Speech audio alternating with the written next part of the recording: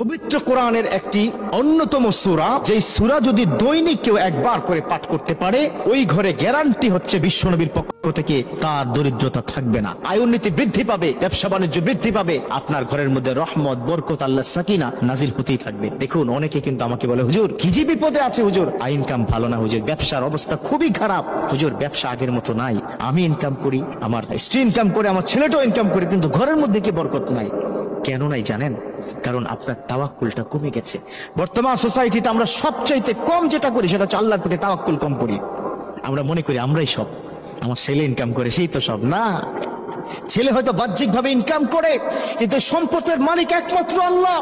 ছেলে হয়তো আপনার ইনকাম করছে, কিন্তু আপনি ভুলে গেছেন সমস্ত কিছু দায়িত্ব সবকিছু দিচ্ছেন একজন, তিনি হচ্ছেন রাজ্জাক। আবার রব্বুল আলামিন তিনি তো বলে দিয়েছেন, ইন্নাল্লাহা ইয়ারযুকু মান ইয়াশাউ বিগাইরি হিসাব। ও দুনিয়ার গোলাম, শুনে রাখো, আল্লাহ পাক যাকে খুশি যত কিছু রিজিক দান করেন, কাউকে জিজ্ঞাসা করে না। ইন্নাল্লাহা ইউতি মান ইয়াশাউ বিগাইরি হিসাব। অন্য আয়াতের মধ্যে আল্লাহ পাক বলেছেন, আল্লাহ যাকে খুশি যত খুশি তত দিবেন।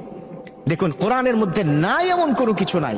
পবিত্র কোরআনের মধ্যে সূরাতুল ইয়াসিন হচ্ছে কোরআনের হার্ট।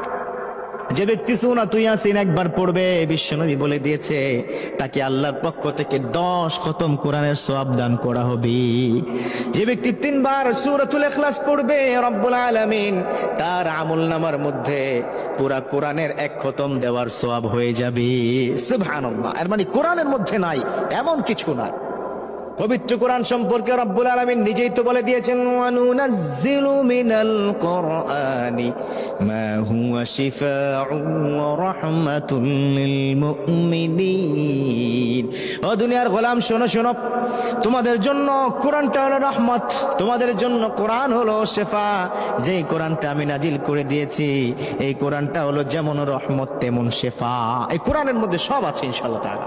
তো কোরআনের 114টি সূরার মধ্যে এমন একটা সূরা, প্রত্যেক রাতে আপনার পরিবারে যে কোনো একজন, আপনি যে পরিবারে গৃহকর্তা, সোর্স মেকার, ইনকাম মেকার যিনি, আপনি যদি পড়েন সবচেয়ে ভালো, সেটা হচ্ছে সূরাতুল ওয়াকিয়া।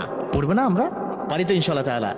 রব্বুল আলামিন বলেন, ইযা ওয়াকাআতিল ওয়াকিআতু লাইসা লিওয়াকিআতিহা কাযিবা। এই সূরাতুল ওয়াকিয়া যদি প্রতি রাতে কেউ একবার করে পড়ে, ওই সদস্য, যেই সদস্য পরিবারের অন্তর্ভুক্ত, ওই ঘরের মধ্যে কোনো অভাব থাকবে না।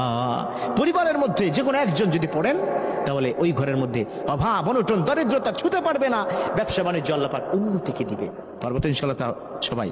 আল্লাহ পাক আমাদেরকে সূরাতুল ওয়াকিয়ার পক্ষ থেকে, মধ্য থেকে আল্লাহর রহমত নাজিল ও সাকিনা নাজিল হওয়ার সুযোগ করে দিক সবাই।